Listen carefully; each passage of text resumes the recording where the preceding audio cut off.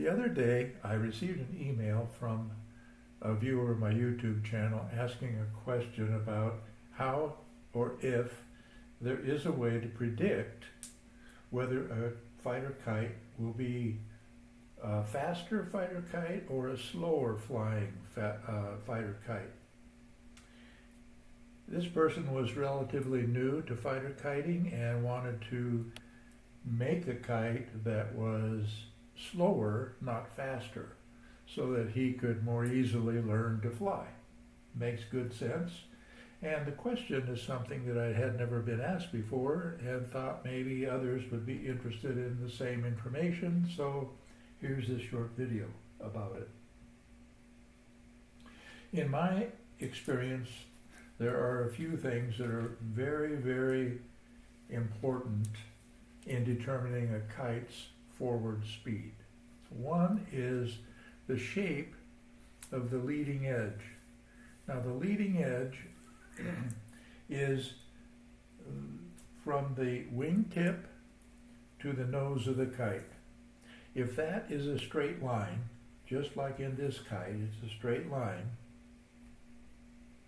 that's going to predict this kite will fly slower than a kite that has a different shaped leading edge, more like this one, where this leading edge from the nose to the wingtip is straight for a very short distance, and then it follows the shape of the bow of the kite. And the kite sail, the material of the kite, is supported by that bow from that point right here all the way to the wingtip. This kite, the only support that the leading edge has is at the nose and at the wingtip. You turn the kite over, you can see exactly what we're talking about here. The bow, which is the cross spar of the kite,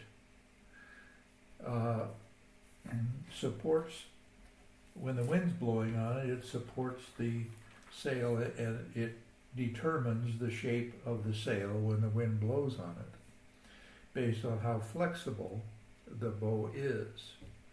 So when the wind is blowing on the sail, you can see how this leading edge right here easily folds upward. And what happens here is when this occurs, it acts, what I call, it acts like a wind dam. And that does slow the kite down quite a bit compared to if it didn't do that, if it was just remained straight. And that's why a kite of this shape and this construction will fly faster. Because this, when the wind pushes against this, it barely moves. It's very stiff. And here, all the way along here, it's supported by the bow, so it's not going to have any wind dam type effect. And here, it'll be very minimal. So these are differences that make the kite's forward speed faster in the case of here and slower in the case of this shape. And one other thing that is important in speed is the trailing edge. The trailing edge is the point from the wingtip to the tail of the kite.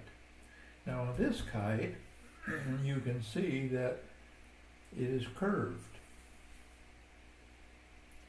Now if it were straight, it would have more sail surface area and it would make it fly slower. When wind hits this sail, the trailing edge, the material of the sail, begins to flutter and make noise. And when that happens, it's an additional thing that slows the kite down.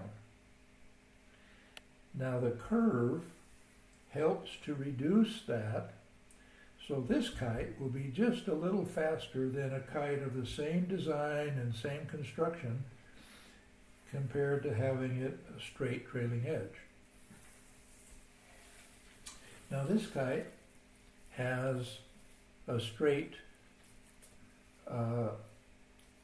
trailing edge right here, but it has something called a batten. A batten is a very thin piece of material, stick or whatever, that is attached to the lower part of the sail. And the purpose is to reduce the fluttering that would occur if they were not there. And in the process of having these, the kite flies faster. There's one other aspect about a fighter kite that's important, and that's the maneuverability. A kite that has a large wind dam area up in the nose area here, like this kite, will be slower to maneuver than a kite of this type, where the nose is very stiff and very little wind dam here to slow it down, and the entire leading edge is supported. That is going to make a much more responsive, quicker responding kite than this one. So a kite with a straight leading edge is really the best kite to start with if you're new to flying fighter kites. I say best to start with because it'll fly a little slower, and it'll be a little slower in its reaction to the line manipulation that you do as a flyer. Both of those are going to contribute to your flying success. And in the beginning, flying success is really important. I know, I've been there. So I hope this part has been useful, and I'm going to show you next how to determine the same things in a kite plan that you might be considering making.